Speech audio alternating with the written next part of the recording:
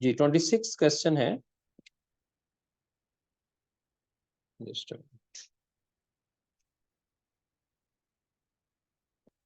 जी 26 है क्वेश्चन।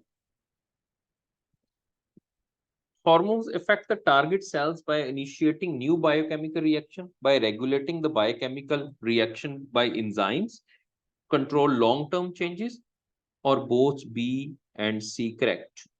अब इसमें जो हॉर्मोन्स होते हैं वो टारगेट सेल्स को किस तरह से इफेक्ट करते हैं? इसमें देखें, एक तो regulate the biochemical reaction by enzymes, बिल्कुल रेगुलेशन जो है वो हॉर्मोन्स ने करनी है। और दूसरा जो है वो कंट्रोल लॉन्ग टर्म चेंजेस, जैसा कि ग्रोथ के जो चेंजेस हैं उनको भी कैरिड आउट करते हैं, जिसकी वजह से हम बी और सी जो है वो दोनों को करेक्ट कहेंगे। तो इंजाइम्स के लिए एक्सेलरेटर वर्ड यूज होता है, हार्मोन्स के लिए रेगुलेटर वर्ड यूज होता है। तो ये भी आपने इसमें याद रखना है।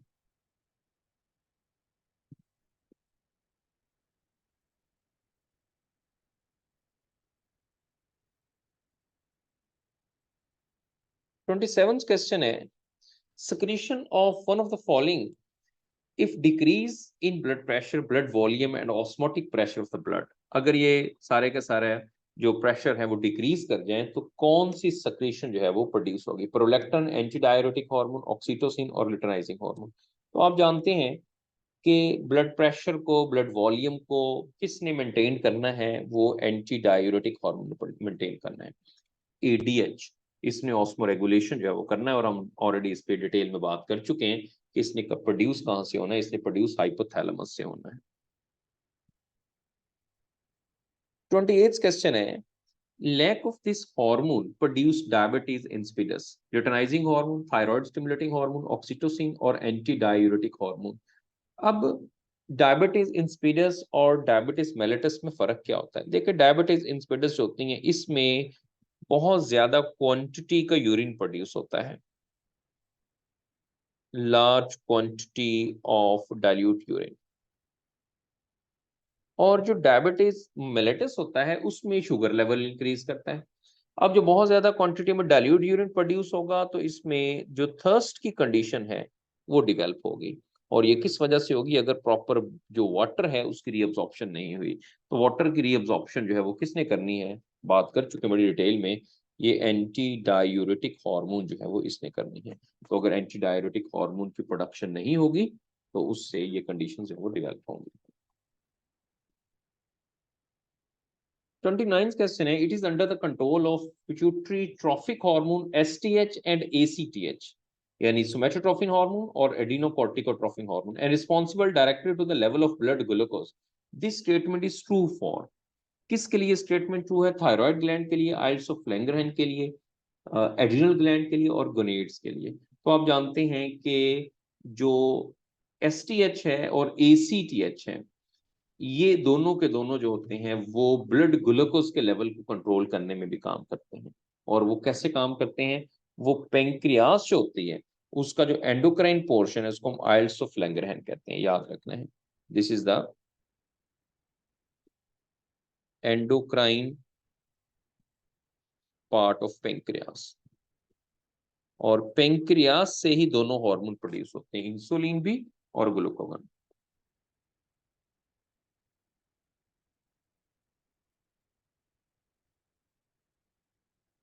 Just a minute.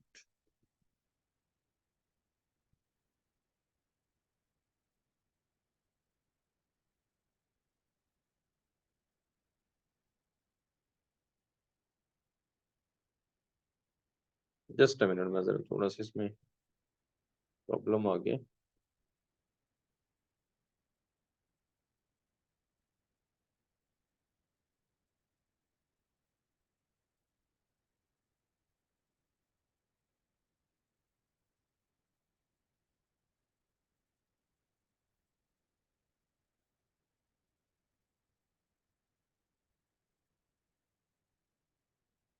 Screen share हो रही है आप लोगों तक?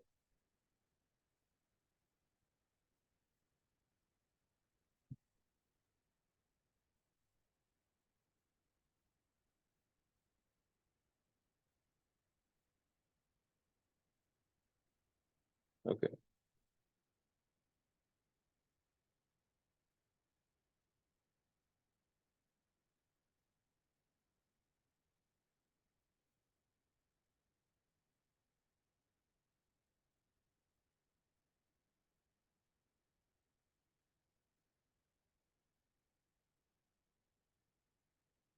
जी।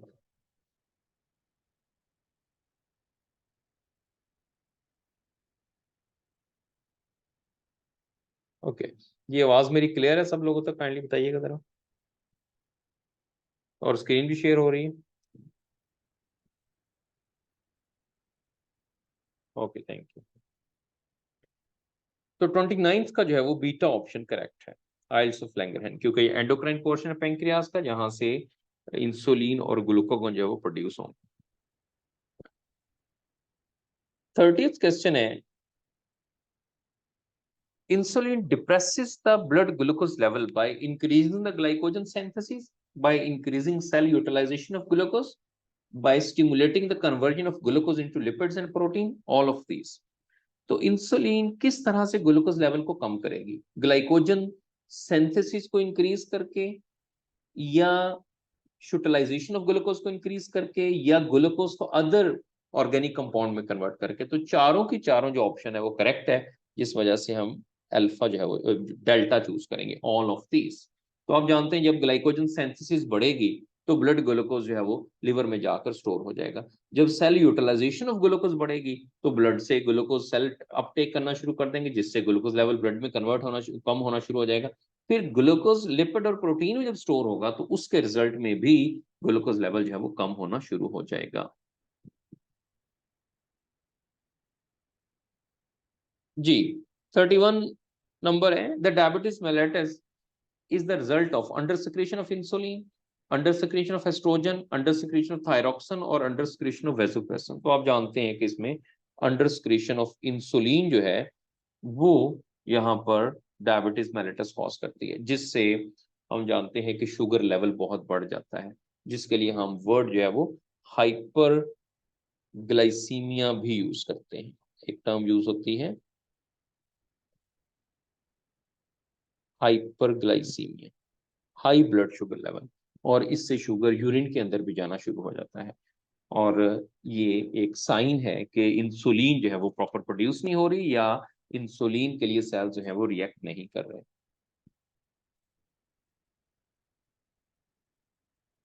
उसके बाद 32 नंबर है, ऑल और related except pancreas, beta cell, diabetes, epinephrine.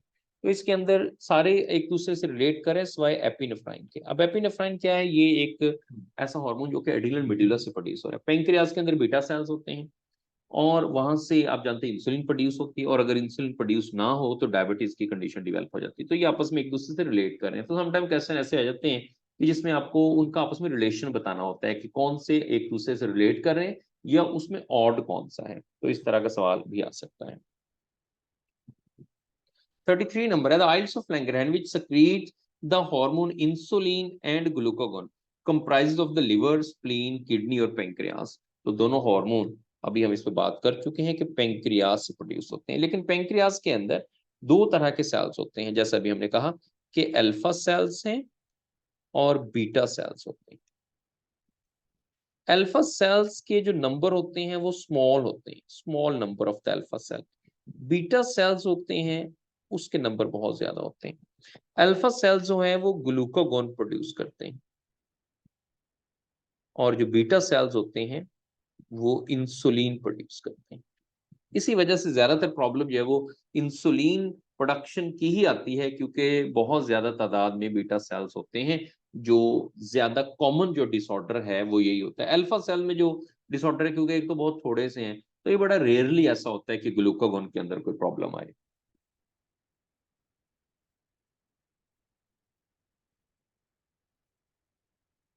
उसके बाद number 34, other name of ADH is, ADH के लिए एक और नेम यूज किया जाता है, that is the vasopressin.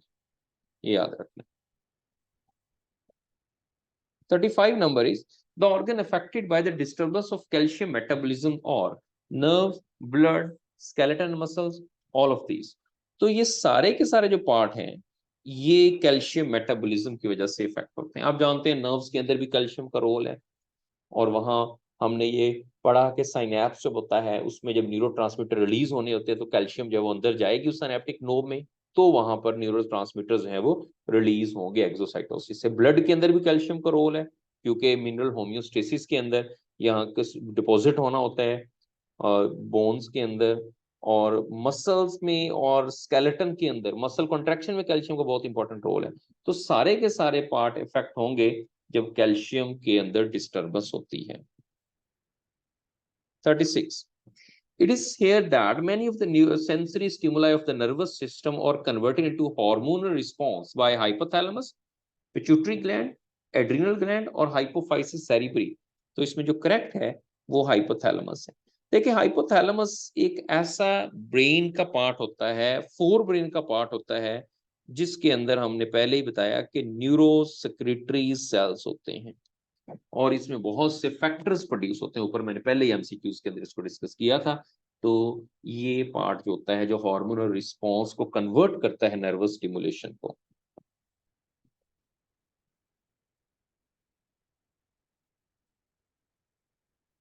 Thirty-seven से anterior lobe of pituitary secrete the following hormone except FSH, LTH, PIH, STH। तो अभी हमने इससे ऊपर भी इसी तरह के एमसीक्यू डिस्कस किया है कि जो PIH है वो इंटीरियर लोब से प्रोड्यूस नहीं होगा। ये कहां से प्रोड्यूस होगा? इसने हाइपोथैलेमस से प्रोड्यूस होना है। 38 नंबर है, in male the luteinizing hormone is called follicle stimulating hormone, interstitial cell stimulating hormone, luteotrophic और प्रोलैक्टिन। तो मेल के अंदर जो ल्यूटिनाइजिंग हार्मोन होता है उसको ICSH कहते हैं, इंटरस्टिशियल सेल स्टिमुलेटिंग हार्मोन। और आप जानते हैं कि ये एक्ट कहाँ करते हैं? ये इंटरस्टिशियल सेल्स पे एक्ट करते हैं, इंटरस्टिशियल सेल्स ऑफ टेस्टिस। और फिर उन इंटरस्टिशियल सेल से हार्मोन प्रोड्यूस होता है टेस्टोस्टेरोन। और ये इंटरस्टिशियल सेल्स होते हैं, ये टेस्टिस में कहां प्रेजेंट होते हैं? स्पेसिफिक लोकेशन जो इसकी क्या है? बिटवीन सेमिनिफेरस ट्यूब्यूल्स, ये यहां प्रेजेंट होते हैं, ठीक है। और वहां से फिर टेस्टोस्टेरोन प्रोड्यूस होता है। और टेस्टोस्टेरोन का आपको रोल का पता है कि male secondary sexual characteristics control करता है और साथ साथ इसने जो स्पर्म प्रोडक्शन है उसके अंदर भी रोल प्ले करना है। 39 a class of hormone whose chemical structure consists of four fused carbon rings with various functional groups are called protein hormone, steroid, polypeptide, amino acids and derivative hormone। तो four fused carbon rings होते हैं वो steroid hormones के अंदर होते हैं। मैं रफली इसका स्ट्रक्चर यहाँ बना देता हूँ कि उसके अंदर ये एक हेक्सागोनल रिंग होता है, फिर उसके अंदर ये एक और हेक्सागोनल रिंग होता है, फिर एक और हेक्सागोनल रिंग होता है और फिर एक पेंटागोनल रिंग इसके अंदर जो है वो बना होता है। तो इस तरह का स्ट्रक्चर, फिर इसके साथ फंक्शनल ग्रुप लगे होते हैं। तो ये स्टीरॉयड हार्मोन्स का स्ट्रक्चर है। 40th नंबर है, its primary action on smooth muscles particularly in the uterus during childbirth and also cause milk ejection from the mammary gland। तो ये रोल जो है ये किसका है? ये ऑक्सीटोसिन का रोल है। और मैं फिर से यहाँ मेंशन कर दूं कि ये दोनों के दोनों आपको जो एक्शन मिल रहे हैं ये पॉजिटिव फीडबैक है, क्योंकि बहुत थोड़े से बॉडी के अंदर पॉजिटिव फीडबैक है, ओनली फ्यू। और अगर आ जाए मोस्टली तो हमारी बॉडी में मोस्टली नेगेटिव फीडबैक है। क्योंकि ज्यादातर सवाल जब आता है तो यही एग्जांपल दी जाती है कि बताएं पॉजिटिव फीडबैक कौन सा है। तो पॉजिटिव फीडबैक में एक तो चाइल्ड बर्थ पॉजिटिव फीडबैक है और दूसरा जो मिल्क इजेक्शन है ये पॉजिटिव फीडबैक है। ये दोनों बड़े इंपॉर्टेंट पॉइंट है।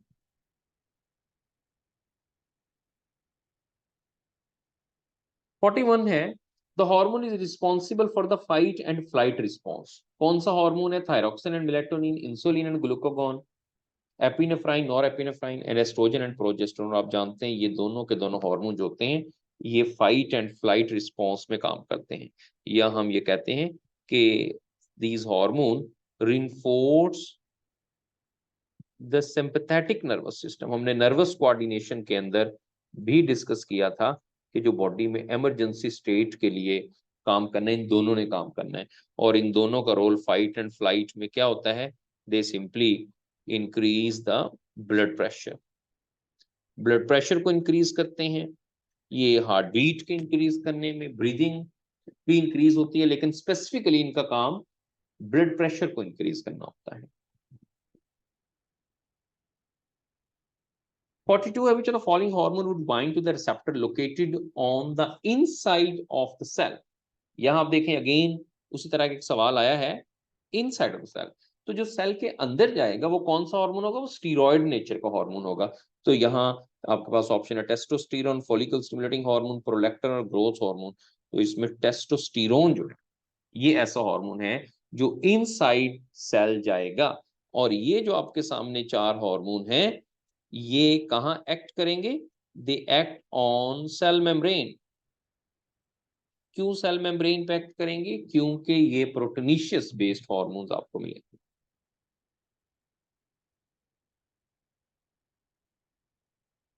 फोर्टी थ्री है which are following accurately describes the thyroid hormone. Thyroid hormone released from the anterior pituitary binds to the receptor on the outside of the cell, derived from the cholesterol bind to the receptor on the inside of the cell. अब thyroid hormone जो होते हैं, thyroxine जो है that binds to the receptor on the inside of the cell.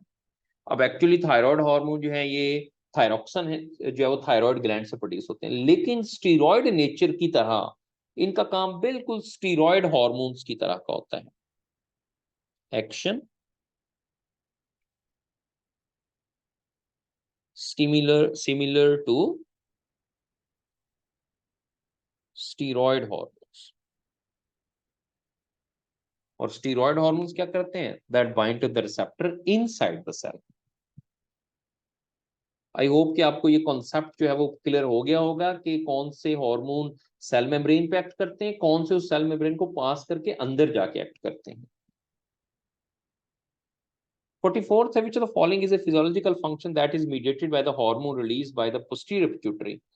posterior pituitary से जो hormone produce होता है उसका क्या फंक्शन हो सकता है, maturation of eggs and sperm, decrease the calcium level, water retention और इंक्रीज इन थायराइड लेवल। अब आप सोचे कौन से दो हार्मोन जो प्रोड्यूस हो रहे हैं, यहाँ से पहले से बता चुका हूँ, एक एडीएच है और एक ऑक्सीटोसिन है।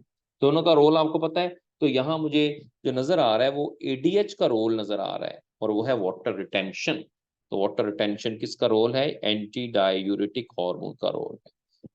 ऑक्सीटोसिन का रोल होता है तो फिर चाइल्ड बर्थ का, मिल्क इजेक्शन का यहाँ पर दिया होता है, लेकिन ऐसा नहीं है। तो इस वजह से हम इस ऑप्शन को ही चूज करेंगे। 45th है which hormone increases the basal metabolic rate in the body। Thyroid hormone, parathyroid, gastrin और ग्लूकागॉन। तो जो थायरोक्सिन होता है, जो थायराइड हार्मोन है, ये मेटाबॉलिक रेट को इंक्रीज करता है। इसके लिए हम कुछ टर्म्स देखते हैं। थायरोक्सिन जो है बेसल मेटाबॉलिक रेट को इंक्रीज करेगा, या ये पूछा जा सकता है कि कौन सा ऐसा हार्मोन है जो नॉन शिवरिंग थर्मोजेनेसिस में इन्वॉल्व होता है। क्योंकि एक तो थर्मोजेनेसिस शिवरिंग होती है, हम कांपते हैं तो हीट प्रोड्यूस होती है, एक हार्मोनल हीट प्रोड्यूस होती है। तो जब मेटाबॉलिक रेट इंक्रीज होगा हीट प्रोडक्शन बढ़ेगी। So this is the role of the thyroxine. 46 number है antibodies directed against pancreatic cells results in these cells destruction, which laboratory abnormality might be seen in this scenario। अब antibodies जो है उन्होंने action किया against the pancreatic cell और उन sales की destruction कर दी है। तो उसके रिजल्ट में क्या होगा, depressed serum calcium, elevate serum glucose, depressed serum sodium और एलिवेट सीरम कैल्शियम। तो आप जानते हैं कि ज्यादातर जो मैंने बताया कि मॉल फंक्शनिंग आती है वो बीटा सेल्स के अंदर आती है। जब बीटा सेल की डिस्ट्रक्शन हो जाएगी जो है वो उसके रिजल्ट में इंसुलिन प्रोड्यूस नहीं होगी, जिससे जो सीरम ग्लूकोज लेवल है वो इंक्रीज कर जाएगा। और सीरम ग्लूकोज लेवल इंक्रीज किस वजह से किया, that is due to the deficiency of insulin. क्योंकि डिस्ट्रक्शन के रिजल्ट में किसी भी चीज की डेफिशिएंसी होती है। हाँ, अगर ट्यूमर बन जाए किसी जगह पर तो वहां कोई भी हार्मोन एक्सेस प्रोडक्शन उसकी स्टार्ट हो जाती है। तो ये दो तीन चीजें जो है यहाँ पर इंपॉर्टेंट है।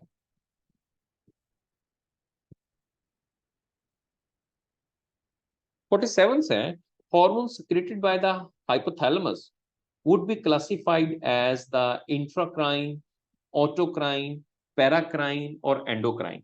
अब ये सारे के सारे एक्शन जो है ये मैंने आपको बताए हैं कि कौन कौन से एक्शन है, एंडोक्राइन कौन सा है, एक्सोक्राइन कौन सा है, पैराक्राइन कौन सा है। तो अब देखें हाइपोथैलेमस से जो हार्मोन प्रोड्यूस होते हैं उनका एक्शन जो होता है वो लोकली पिट्यूटरी ग्लैंड पे होता है।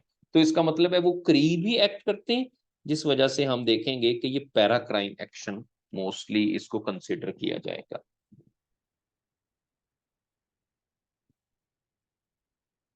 48 नंबर है, unlike the polypeptide hormone, steroid hormones demonstrate the rapid onset of effect or more likely to have an associated receptor in the cytosol or nucleus, more commonly function via specific second messenger, or more rapidly degraded and therefore demonstrated more temporary effect. तो अब इसमें जो correct option है वो ये है कि जो स्टीरॉयड हार्मोन होते हैं, अब पॉलीपेप्टाइड हार्मोन क्या होंगे? पॉलीपेप्टाइड हार्मोन्स आप जानते हैं, इन्होंने तो एक्शन करना है सेल मेम्ब्रेन के ऊपर। स्टीरॉयड हार्मोन्स होते हैं, उन्होंने सेल मेम्ब्रेन को क्रॉस कर जाना है। So unlike polypeptide hormone, steroid hormone, तो अब इसमें ये बताना है, क्योंकि वर्ड अनलाइक आ गया, तो आपने वो फंक्शन बताना है जो स्टीरॉयड हार्मोन का डिफरेंट फंक्शन है, यानी पेप्टाइड हार्मोन की तरह का नहीं है। तो ये एक्शन जो है वो कहाँ पे जाके करते हैं?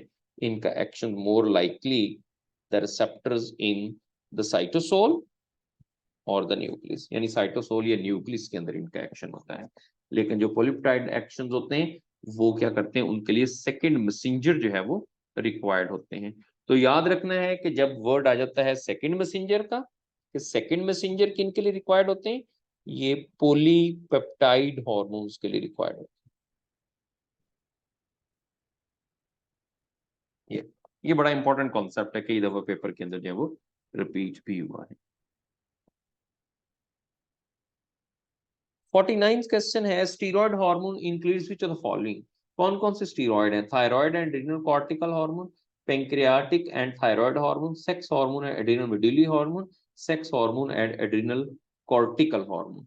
तो स्टीरॉयड हार्मोन जो है वो हैं sex hormone and adrenal cortical hormone. ये हमारे पास स्टीरॉयड हार्मोन्स हैं ये, क्योंकि बाकियों के अंदर प्रोटीनिशियस हार्मोन भी एडेड हैं। तो ये हार्मोन जो होते हैं इनका एक्शन इनसाइड द सेल होगा, क्योंकि ये स्टीरॉयड हार्मोन। आखिरी सवाल है, it act synergistically with prolactin to maintain the corpus luteum. Synergistic effect जो है ये बड़ा इंपॉर्टेंट है। इसके अंदर कौन सा कॉर्पस ल्यूटियम के साथ को मेंटेन करने में प्रोलैक्टिन के साथ मिलकर काम करते हैं? तो इसके अंदर आपका जो करेक्ट ऑप्शन है वो LH है। तो मैं यहां पर कुछ साइनर्जिस्टिक इफेक्ट आपको बता दूं कि साइनर्जिस्टिक इफेक्ट क्या होता है। साइनर्जिस्टिक इफेक्ट का मतलब ये होता है कि सिमिलर आउटकम आए, यानी कि जो भी एक्शन हो वो दोनों के एक्शन से सिमिलर हो। मसलन एक है जी T3 एंड T4, और ये सिमिलर एक्शन का क्या होता है? इंक्रीज द मेटाबॉलिज्म, ये मेटाबॉलिज्म को इंक्रीज कर देते हैं। फिर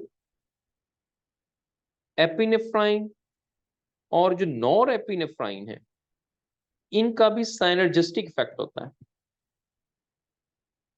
they increase the blood pressure, blood pressure को इंक्रीज करते हैं। तीसरा यहां पर आपको बता दिया है जो एक्शन साइनर्जिस्टिक है वो है LH और LTH। ल्यूकोट्रोफिक हार्मोन, इसको प्रोलैक्टिन को ल्यूकोट्रोफिक हार्मोन भी कहते हैं, ये भी साइनर्जिस्टिक इफेक्ट है।